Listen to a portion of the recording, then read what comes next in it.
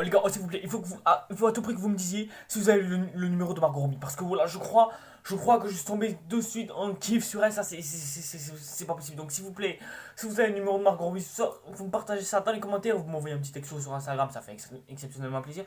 Mais bref, là, je crois que j'ai clairement pris mon pied, les gars. Je crois que j'ai pris mon pied. Honnêtement, je crois que.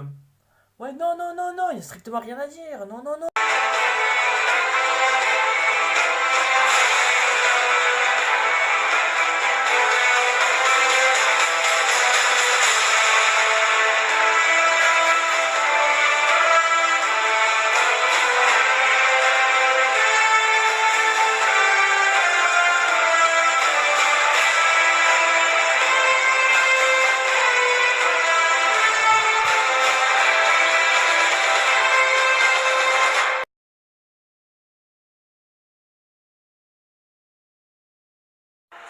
Ils se rueront sur tes pas, ils trébucheront, ils tomberont, mais le moment venu, ils te rejoindront dans le soleil calme. Le moment venu, tu les aideras à accomplir des miracles.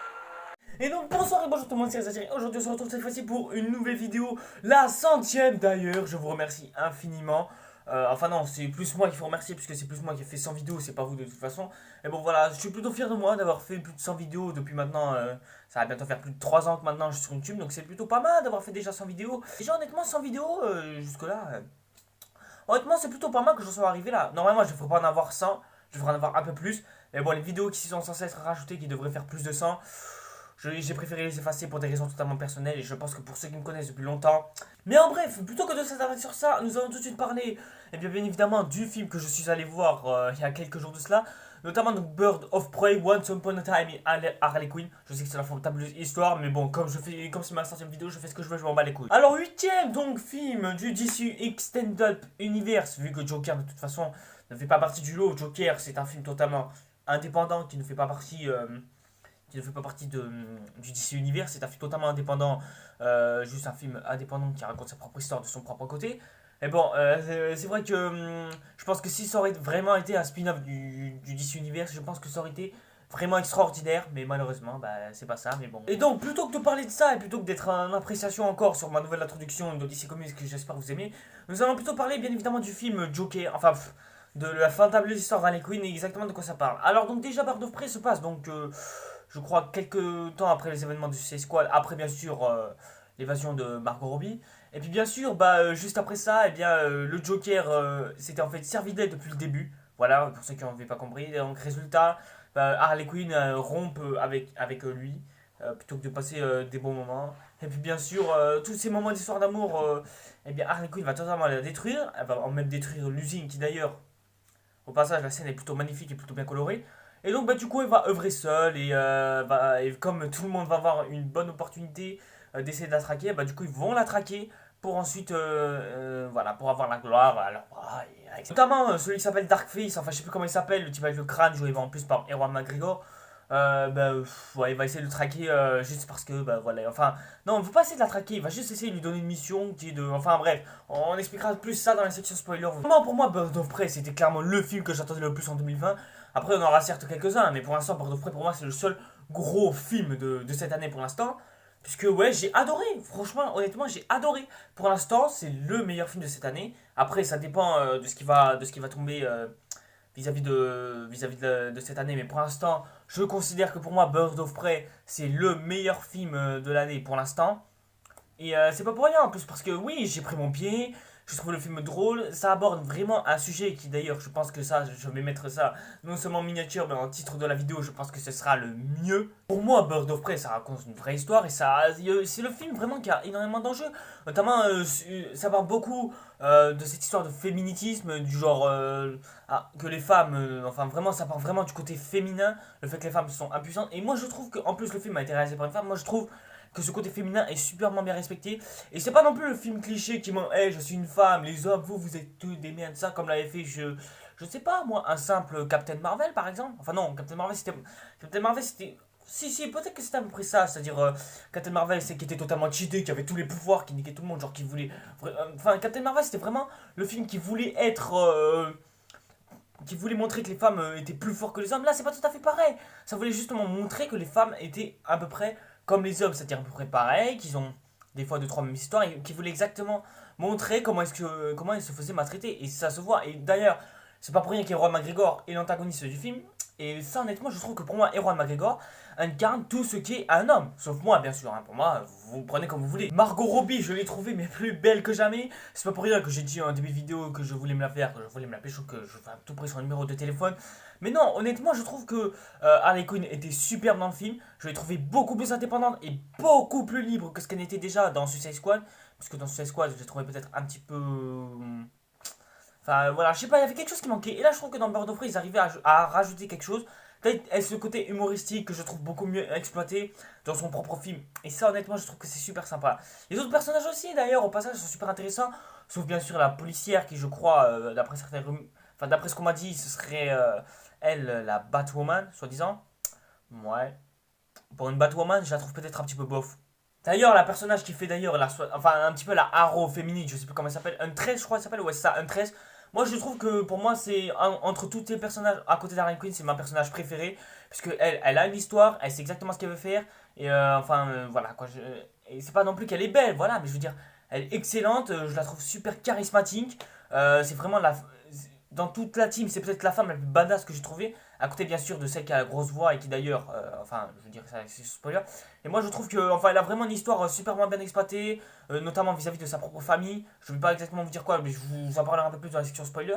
Mais non, honnêtement, pour moi, c'est celle qui est, c'est la personnage féminine la plus incarnée dans, enfin, dans ce que le film veut, enfin, dans le jeu même du film. C'est-à-dire, elle veut être un personnage totalement forte et pas non plus cheaté comme l'avait fait Captain Marvel par exemple. Et puis d'ailleurs, il était temps que enfin sur des vannes de films de super-héros, il fallait enfin que je rigole, putain. J'ai enfin rigolé dans un putain de film comme celui-là.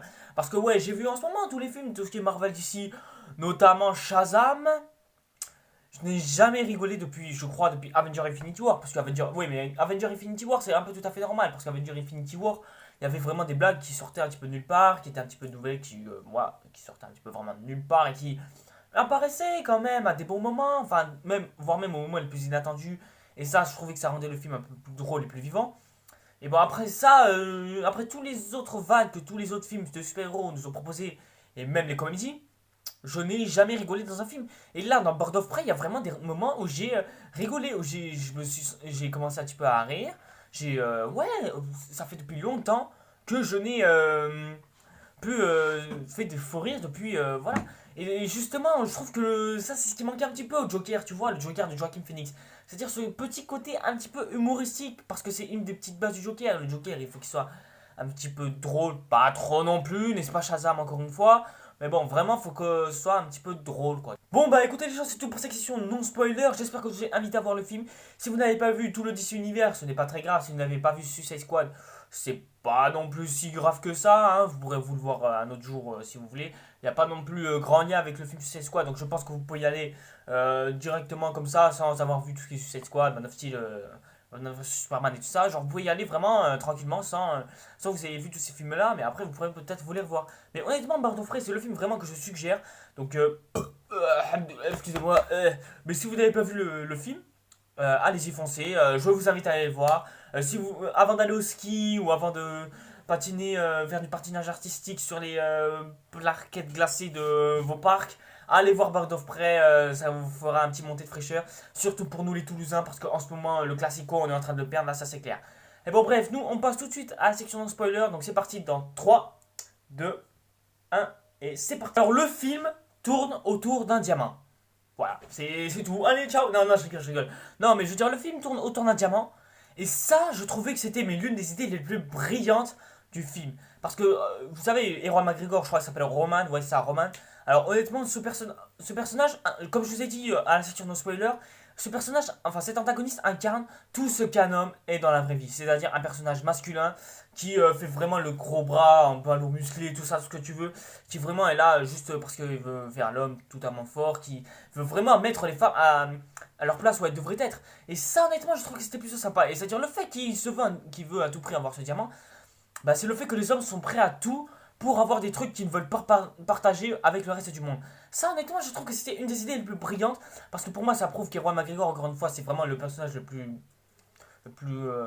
comment dire ça, le plus macho, voilà, ça, le plus macho de tout l'univers, ou ce que tu veux. Et ça, honnêtement, pour moi, je trouve que c'est superment bien fait, bien trouvé. Et en plus, ça prouve vraiment que les femmes veulent mettre les hommes, enfin non, que les hommes veulent mettre les femmes à leurs pieds. Et ça, honnêtement, je trouve que le film nous l'a bien trouvé, surtout avec l'antagoniste du film.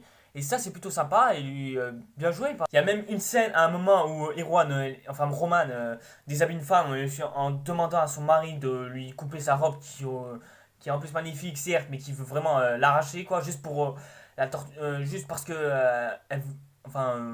voilà, juste parce que les hommes ils aiment bien trop violer les femmes parce qu'ils aiment bien ça, ils veulent bander, quoi. Et bon, je veux dire, voilà, quoi. Ça, honnêtement, je trouve que ça aussi c'était superbement bien fait. Le pire, c'est que le film a été réalisé totalement par une femme.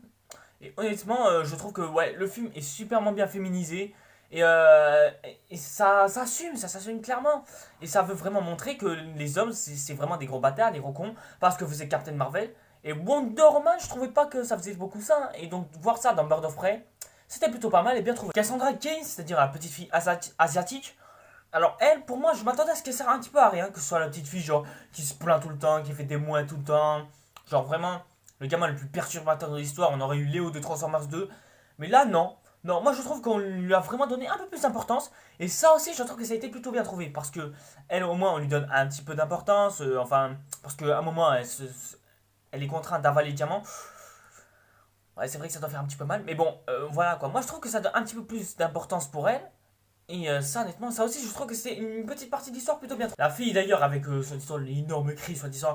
Alors, elle, pour moi, je l'ai trouvé aussi super intéressant. D'ailleurs, à la fin, va falloir qu'on m'explique exactement comment ça se fait que elle sort un énorme cri comme ça qui bute absolument tout le monde. Ça, un jour, va falloir qu'on m'explique parce qu'on l'a jamais vu à un moment utilisé dans le film.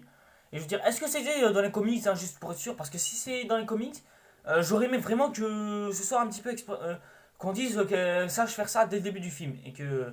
Voilà quoi, parce que pour moi, le voir crier comme une folle comme ça, comme je vous ai dit, un 13 c'est ma préférée du groupe, ça, on n'en a pas douté clairement. Et puis bon, par contre, comme je vous ai dit, la policière, soi-disant, qui est soi-disant Batwoman, honnêtement, elle servait strictement à rien, elle aurait pu ne pas être dans le film. Et puis d'ailleurs, au passage, j'ai aussi beaucoup aimé la scène, enfin, j'ai beaucoup vu que c'était bien trouvé le fait que Roman possède un petit peu ça, qui crie comme une folle, un petit peu comme femme et qui en fait se prend un petit peu comme une otage. Et ça, honnêtement, ça aussi, je trouve que c'est une des meilleures idées que le film ait trouvé. Encore une fois, ça prouve vraiment, enfin, ça montre vraiment le point de vue des femmes vis-à-vis des hommes, c'est-à-dire le fait que les femmes, en fait, fréquentent des hommes exactement, mais en réalité ne sont en fait que, enfin, ne s'en rendent pas compte, mais sont en fait que des prisonnières vis-à-vis d'eux, des prisonnières un petit peu sexuelles, tu vois. Et ça, honnêtement, ça aussi, je trouve que c'était une des plus grosses idées du film, montrer vraiment que des fois les femmes se sentent un petit peu, comment dire, en détresse quand elles sortent un petit peu avec quelqu'un. Mais ouais, ça, honnêtement, je trouve que c'était une des plus grosses idées du film. Et honnêtement, rien à dire sur ce niveau-là. Donc, bref, voilà. Par contre, la fin, par contre, le côté un petit peu sanglant du film, je ne vois pas pourquoi est-ce qu'elle était là. Pour moi, rajouter un petit peu de sanglant dans le film, c'est un petit peu inutile, je trouve. Mais bon, c'est là. Voilà. Mais vraiment, pour moi, je trouvais que c'était vraiment inutile. Et il n'y avait pas à mettre ça. Pour moi, c'est vraiment pas à mettre là, ce côté un petit peu sanglant, R-rated. Pour moi, c'est absolument inutile. Mais bon, voilà, c'est. Pour moi, mettre le côté R-rated, c'était pour moi inutile. Vraiment, voilà, j'aurais aimé vraiment qu'il y ait des enfants qui puissent aller voir aussi le film juste pour voir un petit peu comment doivent se sentir les femmes de nos jours. Comme ça, au moins, voilà, ça aurait fait prendre un peu plus de conscience. Et au moins, on va pas dire que gna gna gna, il n'y a pas eu assez d'entrées, donc le box-office ne doit pas être énorme. Parce que voilà, comme je vous ai dit dans ma vidéo théorie du complot que vous pourrez visionner, mais voilà quoi. Faut vraiment que. Faut vraiment arrêter de se focaliser que sur les entrées. Parce que les entrées dans l'histoire du cinéma, c'est pas quelque chose qui compte. Ce qui compte, c'est d'aller voir un film enfin voilà, l'entrée ça a aucune importance. Ce qui compte, c'est la qualité du film. Si le film est bon pour tout le monde, c'est le box-office énorme. Si le film n'est pas bon, même s'il y a beaucoup d'entrées quand même, eh ben, tu t'en fous, tu défonces, tu fais ce que tu veux. Et donc, bah, du coup, conclusion, est-ce que Bird of Prey est un bon film? Alors, honnêtement, ce film, j'ai envie de dire, il est excellent. Il n'y a rien à dire dessus, enfin, il n'y avait pas grand-chose à dire quand même, il n'y avait pas énormément de défauts. Et je veux dire, voilà, c'est un film féminin qui assume son côté féminin. Et ça, honnêtement, c'est quelque chose que j'aime et clairement, voilà quoi, j'ai pris mon pied, j'ai pris mon plaisir. C'est vraiment un film de conscience, surtout pour les gens, enfin les gens masculins de nos jours. Bon, bah du coup, on va tout de suite passer à la note du film. Alors honnêtement, je crois que, enfin, j'ai mis du temps à y réfléchir, mais bon, allez, 90%. Voilà, donc pour un film de DC Comics, après ce que Shazam a fait à ce pauvre bateau qui a commencé vraiment à submerger, je trouve que Bird of Prey s'est bien débrouillé pour faire remonter le bateau le plus possible. Parce que voilà, Shazam a niqué le DC Universe à partir de là, alors qu'Aquaman l'avait bien reformé. Là, Bird of Prey, ça a réussi vraiment à remettre le bateau DC Comics le plus droit possible pour qu'il puisse atteindre vraiment sa destination finale qui est l'île du succès qui nous attend. Mais pour l'instant, là, l'univers Marvel, il y est presque là. Enfin, il y est, mais enfin bref, vous m'avez compris. Mais bon, voilà quoi. Je me demande exactement comment est-ce qu'ils vont se sortir le DC Universe jusqu'à présent. Et pour l'instant, je trouve qu'avec Bird of Prey, ils se sont plutôt bien démerdés. Donc tant mieux pour ce film. Il n'y a pas grand chose à dire. Il y a quelques petits défauts vite fait. Mais bon, c'est des petits défauts vite fait. Ça a une prise de conscience. Ça montre vraiment que les femmes doivent vraiment trouver leur place dans ce monde plutôt qu'être là à regarder et à observer en silence. Non, il faut vraiment que les femmes puissent vraiment euh, se relever et montrer vraiment qu'elles sont là, quoi, qu'elles méritent d'être là, qu'elles méritent d'être vues, d'avoir du succès elles aussi. Donc voilà, et pour moi, Bird of Prey, c'était un bon film de prise de conscience qui a su nous montrer l'exemple. J'espère que ça va un peu plus le prouver, surtout pour cette décennie qui s'annonce. Donc bah du coup 90% pour Bird of Prey. Bon bah voilà les gens, c'est tout pour cette vidéo. Merci à toutes et à tous infiniment de l'avoir suivi. Donc si vous l'avez beaucoup aimé, n'hésitez pas à mettre un pouce bleu et à balancer un commentaire pour me dire ce que vous avez pensé du film. N'hésitez pas à me suivre sur les réseaux sociaux, comme ça moi je me sens moins seul et on en profite totalement. Et n'hésitez pas aussi à vous abonner à l'occasion de ma 100e vidéo sur YouTube et à activer la petite cloche pour être au courant des 101e, 102e, 103e et 100 ce que tu veux. Et nous en attendant, enfin avant de terminer, j'aimerais vous dire aussi quelque chose. Vu que le film est peut-être un petit peu trop humoristique à mon goût, alors moi du coup je me pose une question. Genre du coup est-ce que...